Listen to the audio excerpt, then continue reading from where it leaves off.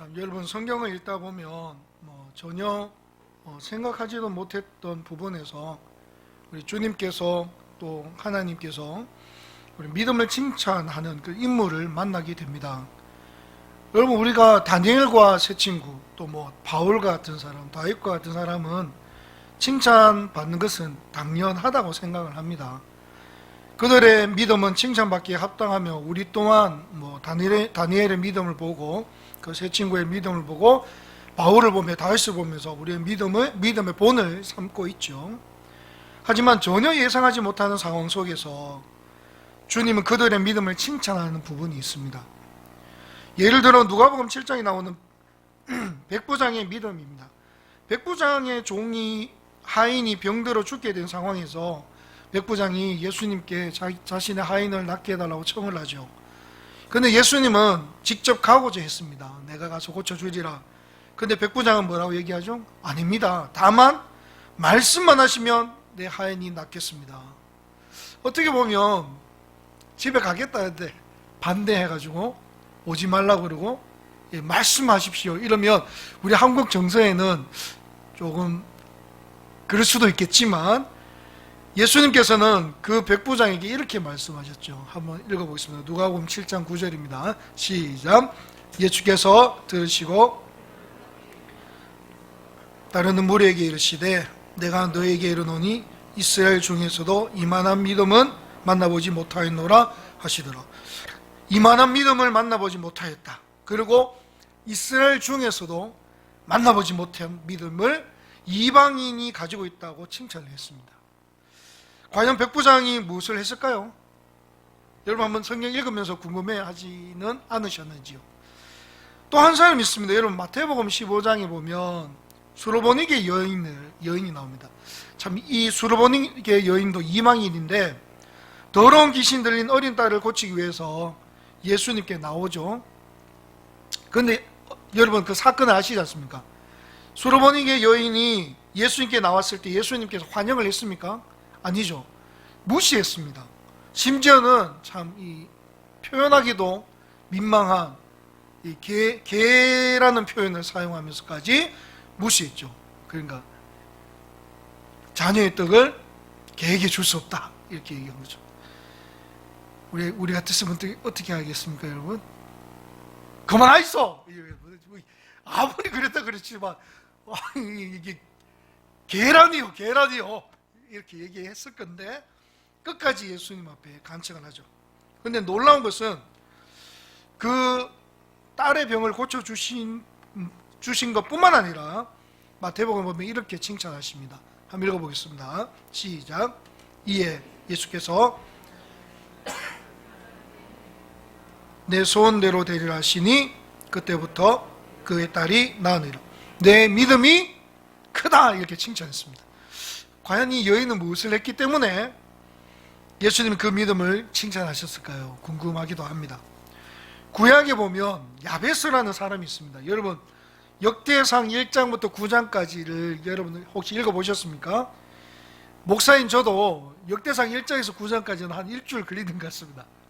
왜냐하면 족보거든요. 9장까지 사울의 족보까지 누구의 아들이고 이름만 쫙 기록이 되어 있는데 근데 잘 보다가 4장에 가면 야베스라는 인물의 많은 분량으로 기록되어 있는 것을 볼 수가 있고 그 내용이 그가 하나님께 간청을 했는데 하나님께서 그 기도의 제목을 응답하셨다는 사실을 우리는 알게 됩니다. 도대체 야베스가 무엇을 했기 때문에 하나님은 그를 존귀한 자라고 생각하시고 그의 기도에 응답하셨고 만나주셨을까요? 궁금합니다. 여러분 궁금하시죠? 안 궁금해도 한 달 동안 하려고 그랬습니다. 바로 시리즈 과연 이 하나님께서 왜 그들을 참 이방인이고 참 보잘것없는 연약한 사람이지만 하나님께서는 그 믿음을 칭찬하셨고 그를 주목하셨는지 우리가 이 세 명의 사람들은 다음 주부터 하고 오늘 바로 이 혈루증 여인부터 하나님이 칭찬하시는 믿음 또 하나님이 칭찬하신 믿음을 우리가 함께 묵상함으로 우리 또한 칭찬받는 믿음까지 성장할 수 있기를 간절히 소망합니다. 자, 그 첫 번째 인물로 오늘 마가복음에 나오는 12의 혈루증으로 알아 나음을 받은 여인에 대해서 함께 묵상하겠습니다. 이 여인도 네 믿음대로 될지어다 평안히 가라 이런 칭찬을 받았는데, 이 여인의 믿음은 어떤 믿음이었는지 함께 묵상하면서 여러분 칭찬받는 흔들리지 않는 믿음으로 성장할 수 있기를 주님의 이름으로 축원합니다. 자, 먼저 그러면 이 여인의 상황을 한번 알아봐야지 우리가 좀 더 여인의 믿음을 더 가까이 접근할 수가 있습니다. 오늘 본문 25절 26절 한번 읽어보겠습니다. 시작. 12에 많은 의사에게 많은 괴로움을 받았고 가진 것도 다 허비하였으되 아무 효험이 없고 도리어 또 중하여졌던 차에. 자, 우리는 오늘 절망 속에 또는 소외 속에 살던 한 여인의 모습을 성경을 통해서 보게 됩니다. 자, 이 여인의 절망의 원인은 무엇입니까? 자, 절망의 원인. 자, 여인에게는 육신의 병이 있었는데 이 혈류증인데 피를 쏟는 병입니다. 난치의 질병을 앓고 있는데 몇 년 동안 12년 동안이나 지속되고 있었다는 겁니다. 아주 긴 세월 동안 뭘 했습니까? 고통을 당하고 있던 여인입니다. 자, 마가복음은 이 여인이 얼마나 고통을 받고 있는지 26절에 그대로 표현하고 있죠. 뭡니까? 많은 의사에게 많은 괴로움을 받았고 가진 것도 다 허비하였더라. 그런데 뭐 어땠습니까? 아무 효험도 없고 도리어 더 중하여졌던 차에, 이렇게 표현함으로써 이 여인이 얼마나 이 고통 속에 있는지를 말해주고 있습니다. 특별히 여인은 자기 병을 고치기 위해서 뭘 했습니까? 할 수 있는 모든 노력을 다 쏟아부었습니다. 그런데 효험이 있었습니까? 없었다는 거죠. 요즘으로 말하면 양이, 한이, 좋은 병원, 민간의학 이런 노력을 다 해보았지만 희망이 없었다, 이렇게 얘기합니다. 그러니까 이게 이 상황이 여인의 절망입니다. 자, 희망도 없죠. 12해 동안 혈루증으로 고생했기 때문에 죽기를 기다릴 수밖에 없는 상태입니다. 그런데 여러분, 이때 당시에 이 혈류증은 부정한 병이기 때문에요, 이 여인에게 있어서 또 하나의 고통이 있습니다. 뭐냐면 주변으로부터 완전히 차단된 삶을 살고 있었던 것입니다. 사회적으로 소외된 고통, 소외되었죠. 이 당시 혈류병을 앓게 되면 사회로부터 철저하게 소외당하고 외면당했습니다. 성전에 접근하는 것이 금지되었고 회당 예배에 참여할 수가 없었습니다. 심지어는 가정에서도 소외를 당했습니다. 그러니까 여인은 육신의 질병뿐만 아니라 철저한 외로움, 아무도 받아줄 수 없는 상황, 오늘 우리가 읽은 본문에 이 여인이 처한 환경입니다. 이런 환경 속에 여인에게 희망이 있습니까? 이런 절망 속에 있는 여인에게 미래가 있습니까? 정말 우리가 볼 때에도 아무것도 없는 그런 한 여인입니다. 모든 것이 절박한 상황에 놓인 여인을 우리는 오늘 본문을 통해서 그 여인을 만나보고 있는 것이죠. 바로 12의 혈루증 앓은 여인입니다. 이름도 없습니다. 저는 이 여인을 바라보면서 한 몇 가지 생각을 해봅니다. 자, 여러분, 우리는 지금 은혜를 받아서 은혜 가운데 살고 있지만, 그리고 예수 그리스도를 만남으로 참된 기쁨 속에, 평안 속에 살고 있지만, 그렇게 살고 계시죠? 참된 기쁨과 평안 속에 살고 계시죠? 살고 계시죠? 그렇게 기쁨 속에 살고 있지만, 자, 주님을 만나기 전에는 이 죄라는 병으로 말미암아 죽었던 인생이 우리입니다. 어떻게 보면 육신은 우리가 어떻게 건강한다 할지라도 예수 믿기 전에는 죄 가운데 있는 우리가 바로 이 혈루증 여인처럼 미래도 없고 희망도 없고 심판만 있는 그런 삶을 우리가 살았다는 것을 인정해야 됩니다. 우리가, 여러분, 주님을 만나기 전에 우리의 실상이 이 여인처럼 절망이고 희망도 없는 인생을 살아갔다는 것입니다. 자, 그래서 에베소서 말씀을 한번 묵상해 보시기 바랍니다. 그는 허물과 죄로 죽었던 너희를 살리셨도다. 여기서 너희가 누구죠? 우리 아닙니까? 우리. 그는 누굽니까? 예수 그리스도 아닙니까? 허물과 죄로 뭐 했던? 죽었던입니다. 그래서 우리가 이 단어 선택을 잘 해야 됩니다. 허물과 죄로 죽었던 해야 되지, 허물과 죄로 뭐 죽기 전에 뭐 이렇게 하면 안 됩니다. 허물과 죄로 우리는 이미 죽었던 사람입니다. 여러분 믿으십니까? 그 사람을 누가? 예수 그리스도께서 살리셨단 말이죠. 그러니까 우리가 전에는 허물과 죄로 죽었던 상태고, 잘 되는 것 같으나 실상은 아무것도 없는 상태고, 세상의 풍조를 따르고 공중권세 잡았던 자를 따랐던 상태입니다. 그러니까요, 3절에 한번 읽어보겠습니다. 3절입니다. 시작. 전에는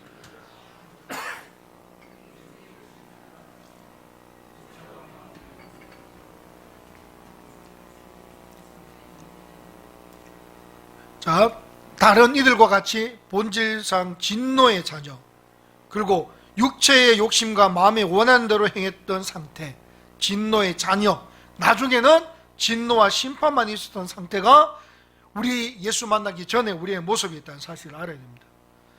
우리는 주님을 만나지 못했다면 정말로 이 여인처럼 아무런 희망도 없고 절망 가운데 심판을 기다리는 인생이 되었을 것입니다. 그러나 우리는 주님을 만남으로 모든 죄를 해결받았습니다. 우리는 영원한 생명을 받았습니다. 믿으십니까? 이게 복음이죠. 이게 굿뉴스 아닙니까? 이게 주님이 우리에게 주신 은혜요 사랑입니다.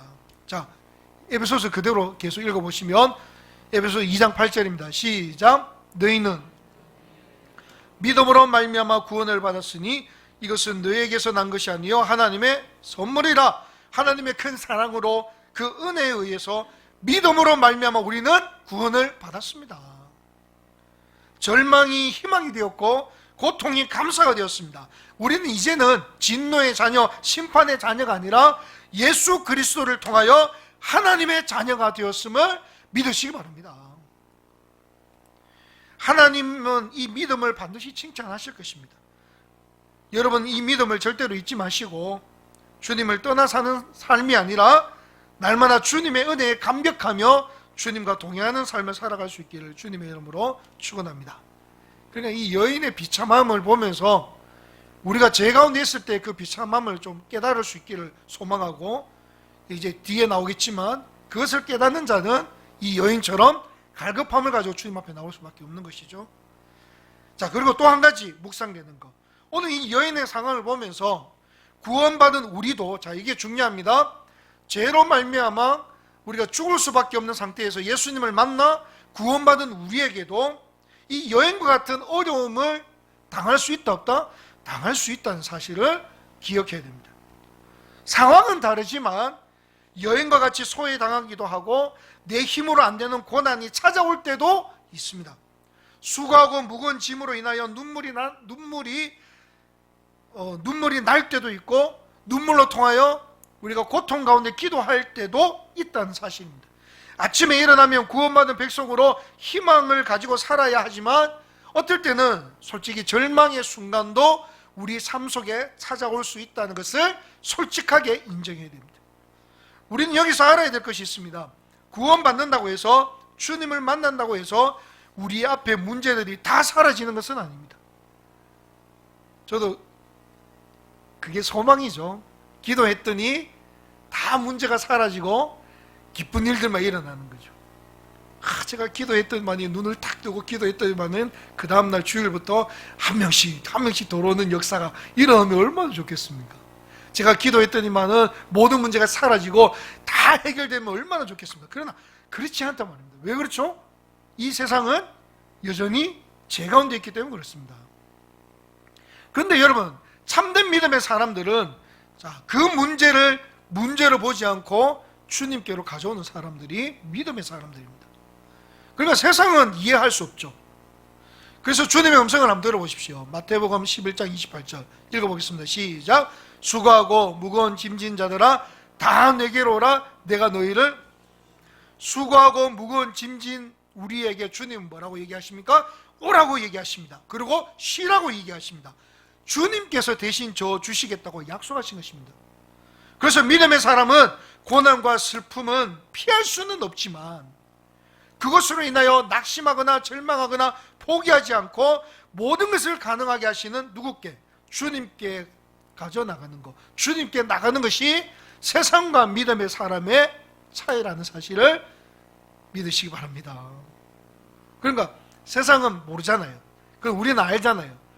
고난과 어려움이 온다는 것을 인정하면 그것이 찾아왔을 때 어떻게 해요? 혹시 지난번 기억나십니까? 우리의 느낌과 감정이 있고 고난이 있을 때 어떻게 해요? 포로로 잡아서 누구에게요? 주님께로 가져가는 게 참된 믿음의 사람이요. 이것이 세상과 우리와의 차이라는 사실을 반드시 믿을 수 있기를 소망합니다. 오늘 절박한 상황 속에 있는 여인은 어떻게 했습니까? 주님께 나갔잖아요. 이게 결정적인 겁니다. 희망을 찾기 위해서, 병을 낫기 위해서 주님 앞으로 나가고 있습니다. 설령 그 발걸음이 믿음의 발걸음이 아니고 그냥 자기의 병을 고치기 위해서 절박함으로 나갔을지라도 그 여인은 주님 앞으로 나갔다는 게 중요합니다. 바로 그 주님은 그 모습을 뭐로 여겨주셨습니까? 믿음으로 여겨주셨다는 사실입니다. 내 믿음이 너를 구원했다고 얘기했습니다. 우리도 마찬가지입니다. 여러분 어떤 상태로 주님 앞에 나오는지는 저는 알 수는 없지만 믿음으로 마음에 나왔든지 갈급함으로 나왔든지 주님 앞에 나가는 그 모습이 주님은 믿음으로 여겨주셨고 그 믿음을 통해서 이 여인은 구원받았고 병을 고침받는 역사가 일어난 줄로 믿습니다. 그래서 여러분 두 번째, 주님은 여인이 절박함으로 주님께 나온 것을 믿음으로 칭찬하셨다는 겁니다. 27절 읽어보겠습니다. 시작. 예수의 소문을 듣고 무리 가운데 끼어 27절에 중요한 동사가 두 개 있습니다. 듣고 손을 대니 라는 동사입니다. 잘 기억하십시오. 이것이 여인에게 치료를 가져온 원인이 되었다는 겁니다. 여기서 우리가 복음서를 읽다 보면 사람들이 주님을 만났을 때 구원을 받고 치료를 경험하고 능력을 경험합니다. 인생이 새로워집니다. 그러한 사건을 보도하는 대목마다 두 가지 단어가 등장합니다. 뭐냐면요, 듣고 그 다음에 믿고라는 단어입니다. 자, 요한복음 5장 24절 한번 읽어보겠습니다. 시작. 내가 진실로 진실로 너에게 이르노니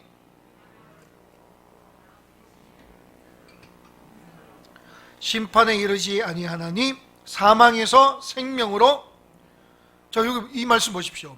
듣고 뭐 했다고요? 믿었기 때문이다 이렇게 말합니다. 모든 놀라운 기적은 들음에서 시작된다는 거죠. 들음에서 시작됩니다. 오늘 여인은 무엇을 들었습니까? 27절에요. 예수의 소문을 들었습니다. 그 소문을 듣고 예수님께 나온 거예요. 예수님의 소문을 듣고 복음의 말씀을 듣고 주님께 나오는 자는 사는 겁니다.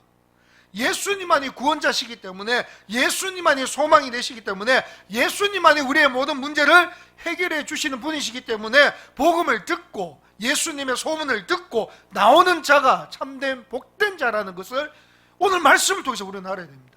그러니까 여인이 진짜 믿음을 칭찬받았던 이유가 예수님의 소문을 듣고 그는 그 자리에 앉아 있는 것이 아니라 예수님께 나와서 옷에 손을 댄 겁니다. 오늘 여인은 세상 방법으로는 할 수 있는 모든 것은 다 했습니다. 그런데 방법이 없었습니다. 고칠 방법이 없었습니다. 미래가 없었습니다. 그런데 어느 날 소문을 듣습니다. 누구의 소문요? 예수님의 소문을 듣습니다. 예수님이 어떤 분입니까? 여러분, 당시에 예수님이 가는 곳마다 무리가 얼마나 많이 따르는지 모릅니다. 왜냐하면 소문을 들었거든요. 그런데 소문을 들었습니다. 어떤 소문요? 예수님은 가난하고 병든 자를 고치고 위로하고 죽은 자를 살리고 기적을 나타내는 그 예수님. 여러분, 소문 안 나겠습니까? 소문 납니다. 당시에도 예수님이 기적을 행했을 때 얼마나 소문이 퍼졌겠습니까?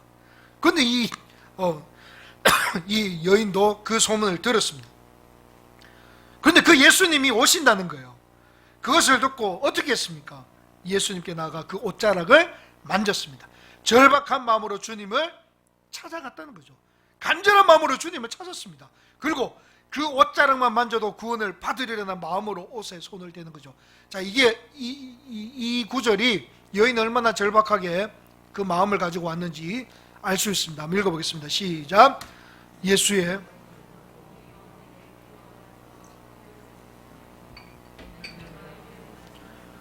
구원을 받으리라 생각함 일러라. 손을 대어도 구원을 받으리라 생각을 가지고 그곳에 손을 댑니다. 손을 대자 혈루의 근원이 곧 마르고 병이 낫게 됩니다. 기적을 경험하게 되는 거죠. 그런데 이런 모습을 이미 알고 계시는 주님께서 절박한 마음으로 주님 앞에 나와서 손을 대고 나음을 입은 그 사건을 믿음의 결과라고 칭찬한 겁니다. 여러분, 이게 중요하죠. 34절 읽어보겠습니다. 시작. 예수께서 이르시되 딸아, 내 믿음이 너를 구원하였으니 평안히 가라. 내 병에서 놓여 건강할지어다. 내 믿음이 너를 구원하였으니 평안히 가라. 주님이 말씀해 주신 거예요. 믿음 있음을 칭찬하셨고 육신의 병뿐만 아니라 구원의 은혜까지 누리게 된 것입니다. 아멘. 이게 하나님 전적 은혜 아니겠습니까? 자, 여인은 정말 절박했을 겁니다. 여러분, 왜 여인이 절박한지는 이제 아시겠죠? 세상 방법 다 해도 안 됐고요. 그리고 그 증거가 뭐냐면요, 그가 부정한 병에 걸렸음에도 불구하고 무리가 모인 곳으로 나왔다는 겁니다. 나오면 안 돼요. 레위기의 규례에 따르면 부정한 병을 가지고 타인과 접촉이 금지되어 있고 사람들에게 가까이 다가갈 수도 없었습니다. 심지어는 가족과도 접촉할 수 없습니다. 이런 위험 부담을 가지고 그는 누구에게? 예수님께로 나온 것입니다. 왜요? 절박하기 때문에. 다 해봤는데 안 되기 때문에. 그 예수의 소문을 듣고 예수님만이 나를 고쳐주실 줄로 믿고 나온 겁니다. 예수님의 옷자락만 만져도 구원받을 것이라는 마음을 가지고 그는 나온 것이죠. 왜 여인은 주님 앞에 나올 수 있는 용기가 생겼을까요? 바로 간절함 아닙니까? 갈급함 아닙니까? 지금의 삶 그대로 살기를 원하지 않았습니다. 고침을 받고 싶었습니다. 그 갈급함이 있었기 때문에 그는 용기를 내어서 주님 앞으로 나옵니다. 용기를 내어서 주님 앞에 나온 거죠. 여기서 한 가지 더 있습니다. 여러분, 이때 당시에 부정한 병을 가진 사람이 만진 것은 모든 것이 어떻게 됩니까? 자, 이게 중요합니다. 제가 부정한 병을 걸렸다고 생각하면 이걸 만지면 이것도 뭐가 되죠? 부정해지는 게 레위기의 규례입니다. 내가 이걸 만지면 이것도 부정해져요. 컵을 만지면 컵도 부정해집니다. 심지어 사람을 만지면 그 사람도 부정해지는 겁니다. 이게 규례입니다. 그런데 여러분, 그는 주님의 옷자락을 만졌습니다. 이 여인은 이걸 알고 있었을 거예요. 내가 만지는 것은 부정해진다는 것을 다 알고 있습니다. 그런데 그는 그 예수님의 옷자락을 만졌습니다. 이유는 무엇입니까? 여인은 예수님 소문을 들었잖아요. 병든 자를 고치고 죽은 자를 살리고 전지전능하신 하나님의 아들이라는 소문을 들었습니다. 그리고 믿음이 생긴 거죠. 마태복음 한 번 더 보시기 바랍니다. 한번 읽어봅니다. 시작. 이제 제 마음에 겉옷만 만져도 구원을 받겠다 생각한 것입니다. 믿음이 생긴 것이죠. 이게 뭐죠?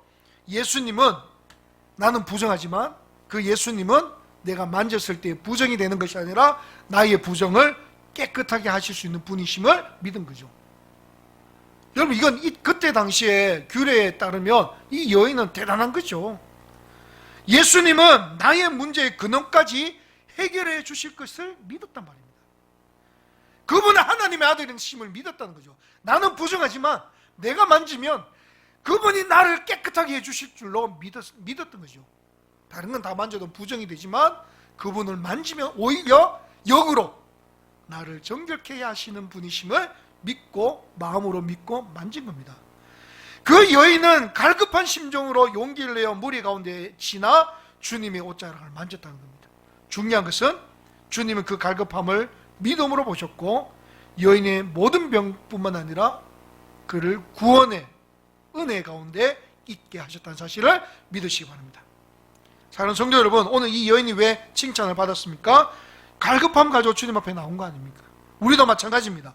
어떤 상황과 문제 앞에서 우리가 의심하고 걱정하고 놀라고 당황하기보다는 이제부터 갈급함을 가지고 용기를 내어 주님 앞에 나올 수 있기를 소망합니다. 제가 이 용기라는 단어를 일부러 넣었습니다. 동그라미도 치고. 왜냐하면요, 우리가 주님 앞으로 가져 나오는 거, 내 생각이 좀 쉽다고 생각하는 거는 주님 앞에 가져오기가 참 쉽습니다. 그런데 여러분, 내가 생각하더라도 이것은 참 가능할까? 내가 지금 기도하고 있을 때인가? 이건 도저히 불가능한데 주님께서 가능하실까?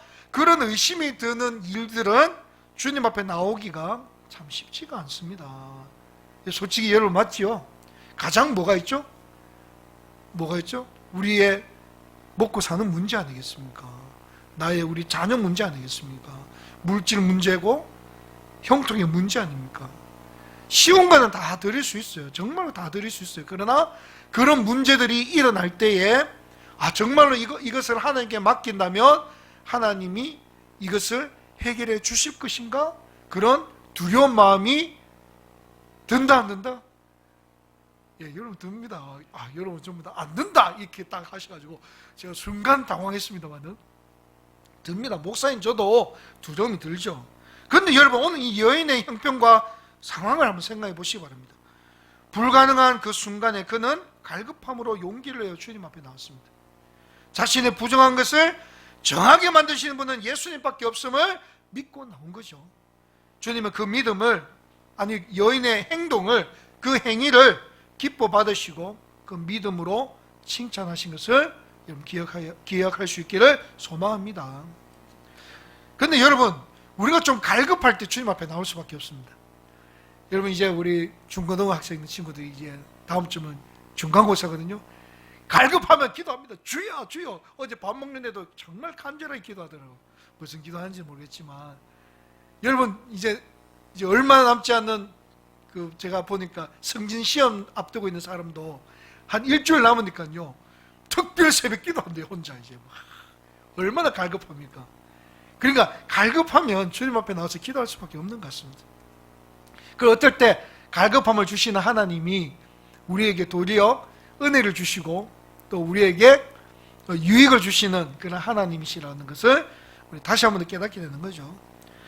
오늘 여인이 바로 그랬습니다. 갈급하고 믿음으로 주님의 옷자락을 만진 것이죠.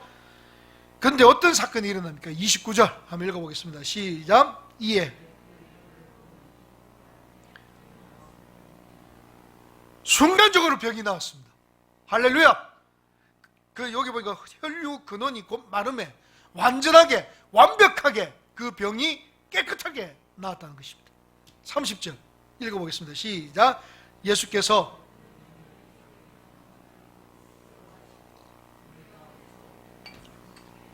누가 내 옷에 손을 대었느냐 하시니, 여러분 이 말씀은 아주 중요한 의미가 있습니다. 여인은 주님을 믿었습니다. 그리고 자신의 인생을 주님께 의탁하고 신뢰했습니다. 그 순간 주님이 허용하신 놀라운 사실이 있는데 주님 안에 있던 능력이 그 믿음의 통로를 타고 누구에게로? 그 여인에게 흘러간 겁니다. 참 이거 좀 의미 있지 않습니까? 부정이 깨끗하게 되는 역사가 일어난 것입니다. 저는 이 놀라운 역사가 오늘 그대로 일어날 수 있다고 믿습니다. 내가 예수님을 믿는 순간 인생의 무력감에 시달리던 사람이 예수님을 만지는 순간 예수님 안에 능력이 내게로 흘러오는 역사가 일어날 줄로 믿습니다. 믿음으로 주님을 만진 순간 주님 안에 있는 능력이 그에게 전달된 것입니다. 이 놀라운 기적이 오늘 믿음으로 예배하며 기도하는 여러분들에게도 그대로 일어날 줄로 믿습니다. 우리도 갈급함을 가지고 믿음으로 용기 내어 주님 앞에 나가고 기도할 때에 주님의 능력이 그 믿음을 통해서 우리 가정에, 우리의 삶에, 우리의 인생에 흘러갈 줄로 믿습니다. 예, 감사합니다. 그래도 아멘 해주셔가지고 이 흘러가야 되겠죠. 자, 마지막으로 주님은 그 여인을 만나 주셨습니다. 이게 더 중요하죠. 주님은 여인이 고침을 받았음을 알고 이미 다 알고 계시죠. 누가 내게 손을 대었느냐 이렇게 물으십니다. 자, 여인은 알았습니다. 예수님 그렇게 말씀하셨을 때에 피할 수 없는 것을 알았습니다. 이미 주님의 은혜가 여인에게 전달된 것을 숨길 수 없게 되었습니다. 그리고 정체를 드러냅니다. 33절 읽어보겠습니다. 시작. 여자가 두려워하여 떨며 와서, 여인은 자신에게 일어난 사건을 모든 사람들 앞에서 말을 하게 됩니다. 내가 전에는 이런 사람이었는데 그런데 지금 고침을 받았습니다. 이렇게 말하게 된 거죠. 예수님은 아마 이것을 의도하신 것처럼 보입니다. 내가 주의 은혜를 받았고 구원을 얻었고 그 사랑을 경험한 사람이라면 반드시 주님이 요구하시는 것이 있습니다. 내게 나타난 역사의 능력을 우리 또한 나타내야 되고 증거해야 되는 거죠. 이게 전도고 이게 간증인 것입니다. 주님이 내게 행하신 일들, 그 사실을 사실대로 말하는 거, 구원받은 사람들, 은혜 받은 사람들이 그 은혜를 이야기하는 거, 이것이 전도고 이것이 간증이요, 이것은 숨길 수가 없는 것입니다. 주님이 나에게 어떤 일을 행하셨고 나를 어떻게 사랑하셨는지 나타내는 것이 그리스도인의 새로운 삶의 출발인 것을 믿으시기 바랍니다. 받았던 은혜를 우리는 드러내야 되는 거죠. 어디에 있어요? 가정에서, 직장에서, 나의 일상에서 주님이 우리 가정에 나에게 행하신 그 사랑을 나타내기를 간절히 원합니다. 이 여인은 자기에게 일어난 것을 모든 사람들 앞에 이야기한 거죠. 그 여인은 이제 주님 앞에 섭니다. 그리고 주님께서 여인에게 말씀하시죠. 34절 읽어보겠습니다. 시작. 예수께서 이르시되 내 병에서 놓여 자 따라 내 믿음이 너를 구원하였으니 평안히 가라. 저는 이 말씀이 너무 좋습니다. 따라 사랑하는 아들아, 이제는 우리가 하나님 자녀 된 거 아닙니까? 따라 내 믿음이 너를 구원하였으니 평안히 가라. 이제는 평안을 향해 가거라. 약속의 땅, 새로운 삶을 향해, 새로운 미래를 향해 가거라. 주님은 여인에게 명령하고 말씀하고 있는 것이죠. 그렇게 말씀하셨으니 이제 이 여인의 삶은 이제 다 하나님이 책임져 주시는 거 아니겠습니까? 사랑하는 성도 여러분, 오늘도 주님은 나를 만나기를 원하시고 고난과 문제 가운데서 눈물 흘리고 있는 나에게 찾아오셔서 뭐라고 얘기하십니까? 사랑하는 딸아, 사랑하는 아들아, 내가 너를 구원하였으니 평안히 가라. 주님 우리에게 그 음성 들려주시기를 원하시는 것입니다. 주님의 부드러운 음성을 날마다 듣는다면 오늘 아침에도 승리하고 오늘 저녁에도 노래하며 잠을 잘 수가 있는 것입니다. 우리가 주님을 만나면 변화됩니다. 그래서 갈급함으로 주님 앞에 나가야 되죠. 믿음을 가지고 주님 앞에 나가야 됩니다. 우리가 신앙생활을 오래 했지만은 변화가 없는 이유는 주님을 만나지 못해서이고 믿음으로 주님 앞에 나가지 못해서입니다. 제가 예전에 어떤 청년에게 이런 말을 들었습니다. 목사님, 저는 찬양을 하다가 인생이 바뀌었습니다.